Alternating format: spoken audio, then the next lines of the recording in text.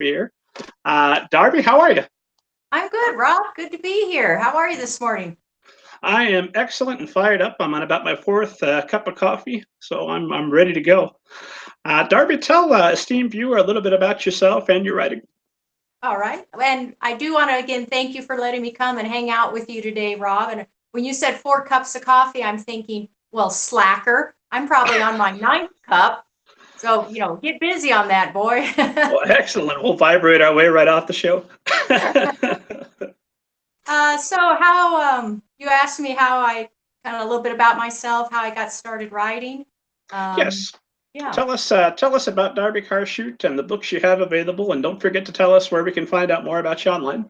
Okay. Well, I started writing about 8 years ago.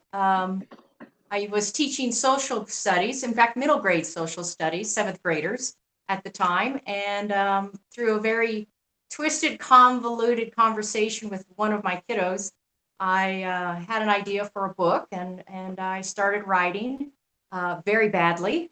And I wrote the first draft of my debut novel, which was, again, a very bad draft.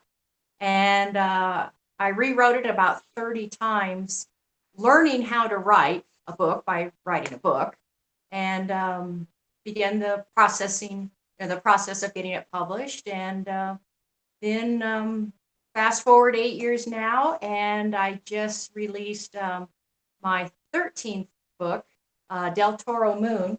Excuse my back of my head, which came out October 2nd. That is a beautiful cover. Thank you. And I'm going to just take a moment right here, kind of hold it up closer.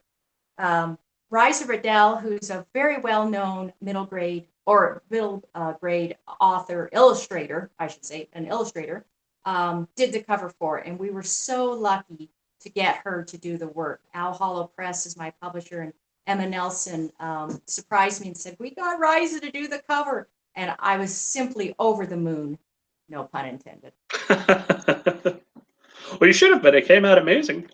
Yeah, I have book cover envy.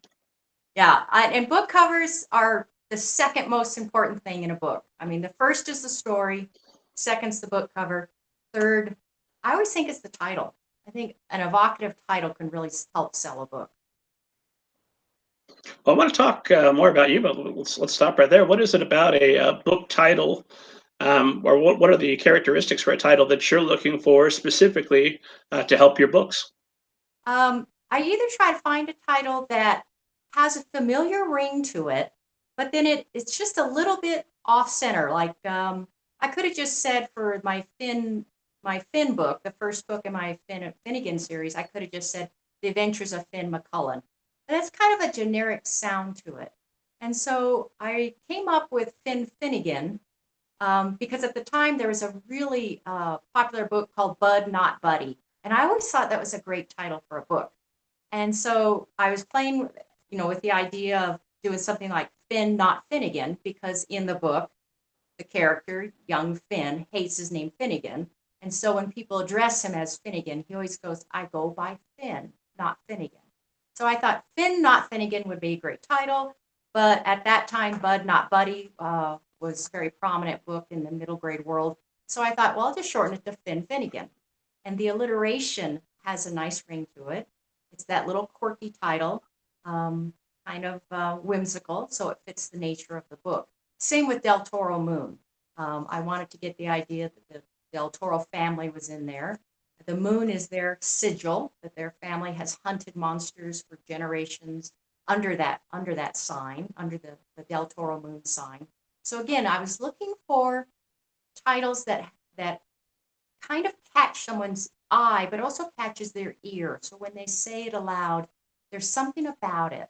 And that's all you want as an author, for them to just pause long enough to either pick up the book or read the back cover copy and then go, "Oh, this sounds like something I might be interested in reading." And both of those are very melodic titles. Del Toro Moon just sort of rolls right off the tongue.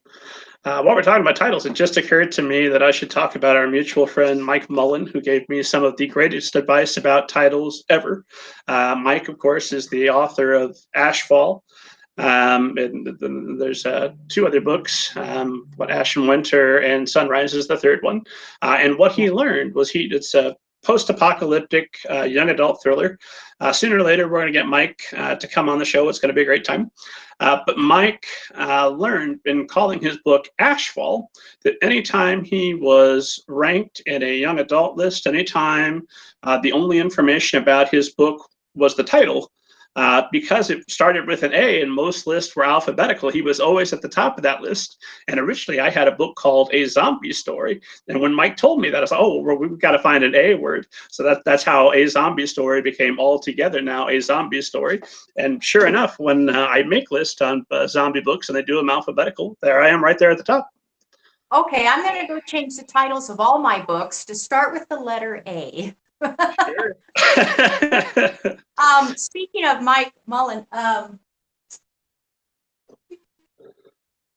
you notice he blurbed Finn Finnegan for me when it first came out. He was a gracious author and took time to do that, and I have always loved his apocalyptic series. So to have his name on the front of one of my books is such an honor. Well, while we're at it, sure enough, there's a Mike Mullen blurb right at the top of this one. And actually, there's right next to it is a Darby Karchut blurb from Darby Karchut. And I also have the great honor of having been blurbed for Gideon Spear, which I'm misplacing my books. But talk about alliteration. I've always got a kick out of this. The blurb is a fine folio of fantastic fiction. Which I meant as a joke, and then I was so thrilled. It was one of the great moments of running Middle Grade Ninja, was to say, oh my gosh, I'm out and about in the world. People can buy this in a bookstore, and there I am, like a for real reviewer. So it was a very nice moment. Yeah, I love that. I just went, oh, that is so clever. I wish I had thought of that, but I'm going to grab it and use it. So thank you for doing But there is a 4th book in the series, and you want to call it that. You have my total permission. Go right ahead. I will. Thank you.